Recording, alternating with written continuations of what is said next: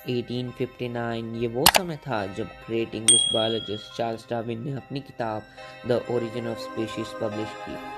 इस किताब के हिसाब से आज का इंसान लाखों साल की इवोल्यूशन के वजह से बना था।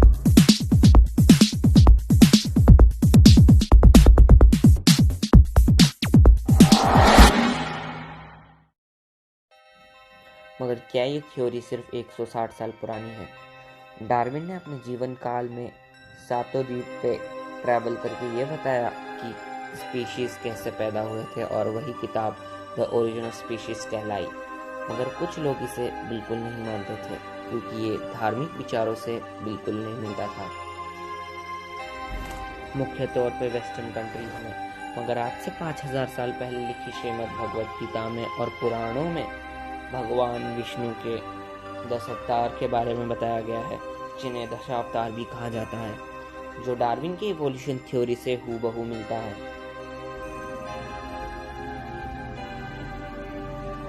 डार्विन ने अपनी रिसर्च में ये पता लगाया कि जीवन की उत्पत्ति पानी से हुई थी और अपनी किताब में ये बताया कि यूनिसिंगुलर जीवों से मल्टी सिंगुलर जीवों का जन्म हुआ और ऐसे होते हुए पानी में रहने वाले पहले जीव मछलियां बने। और ऐसा ही कुछ देखने मिलता है भगवत गीता में, जिसमें बताया है कि भगवान विष्णु का पहला अवतार एक मत्स्य था, यानी एक मछली का अवतार जो पानी के अंदर ही रहता था। डार्विन की थ्योरी में आगे बढ़ते हुए इन्होंने ये बताया कि अब जीव एम्फीबियंस बनने लग गए थे, यानी ऐसे जीव जो पानी और सतह दोनों पर रह सकते थे। विष्णु का अगला अवतार भी कुछ ऐसा ही है, एक कच्छ अवतार जो पानी और सतह दोनों पर रह सकता था। और ये डार्विन की इवोल्यूशन थ्योरी से हूबहू मिलता है। अब डार्विन ने बताया कि ऐसे जीवों का जन्म हो चुका था जो सतह पर रहते थे और घास फूस से अपना पेट भरते थे। और विष्णु भगवान का अगला अवतार भी कुछ ऐसा ही है, एक वराह अवतार, जो डार्विन की इवोल्यूशन थ्योरी से हूबहू मिलता है। अब डार्विन ने बताया कि ऐसे जीवों का जन्म हो चुका था जो मांसाहार थे, यानी ऐसे जीव जो दूसरे जीवों का शिकार करते थे। विष्णु भगवान का अगला अवतार है नरसिंह अवतार। डार्विन ने बताया था कि ऐसे जीव बड़े बड़े मैमथ्स का शिकार करते थे और हमें कई सारे मंदिरों में भी ऐसा देखने मिलता है। अब डार्विन ने यह बताया कि ऐसे जीवों का जन्म हो चुका था जो ह्यूमनाइड्स थे, यानी इंसानों जैसे जीव जो कद में छोटे और लकड़ी जैसे चीज़ों का इस्तेमाल करते थे। विष्णु भगवान का अगला अवतार भी कुछ ऐसा ही है, वामन अवतार, जो कद में काफ़ी ज़्यादा छोटा था और लकड़ी जैसे चीज़ का इस्तेमाल करता था। इन्हें काफ़ी ज़्यादा बुद्धिमान भी बताया गया है। ह्यूमनॉइड्स 4 फुट से ज़्यादा नहीं होते थे। अब आगे बढ़ते हुए डार्विन ने यह बताया कि ह्यूमनॉइड जैसे जीव हथियार बनाते थे और एक साथ गुफाओं में रहते थे। भगवान विष्णु का अगला अवतार है भगवान परशुराम, जिन्हें एक कुल्हाड़ी के साथ और हथियारों के साथ दिखाया जाता है, जो गुफाओं में रहते थे। अब डार्विन ने बताया कि इंसान काफी हद तक अपना मानसिक विकास कर चुका था और एक दूसरे का महत्व जानता था।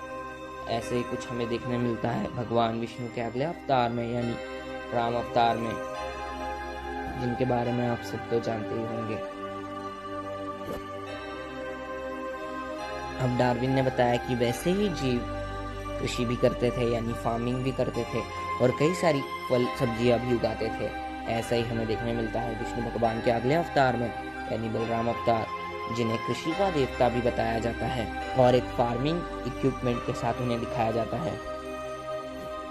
अगला अवतार भगवान कृष्ण का है, जिन्हें हम उन्नति का प्रतीक मानते हैं और उन्हीं के समय से सिविलाइजेशंस का बनना शुरू हुआ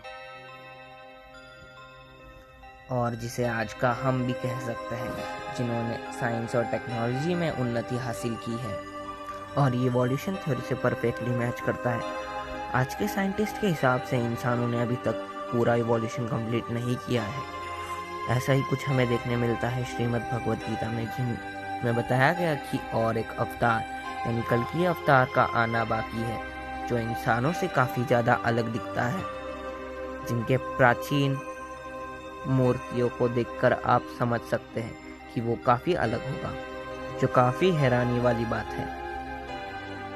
आज के मॉडर्न बायोलॉजिस्ट के हिसाब से हमारे पृथ्वी ग्रह पे 8.7 मिलियन स्पीशीज रहता है और श्रीमद् भगवत गीता में भी बताया गया कि हमारे ग्रह पर तकरीबन 8.4 मिलियन स्पीशीज रहते हैं।